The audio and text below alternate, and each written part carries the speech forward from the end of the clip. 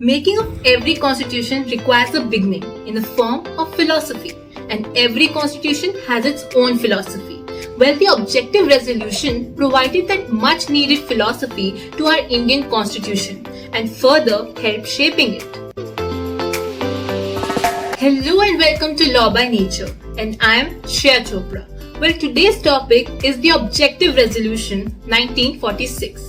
It was introduced by Pandit Nehru in the very first session of the Constituent Assembly on 13th December 1946. It was later, after a number of debates and deliberations, adopted by the Constituent Assembly on 22nd January 1947. Basically, these resolutions are the aims and aspirations of the makers of the Constitution.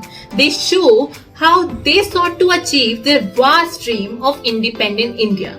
These resolutions were later formed into the preamble of the world's largest constitution, and that is our Indian Constitution.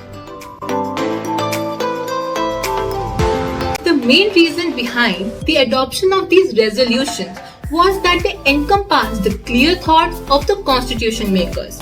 It presented to the assembly the future picture of independent India. It clearly stated what an independent India should look like and also what would be the expectations of the people of India from this constitution.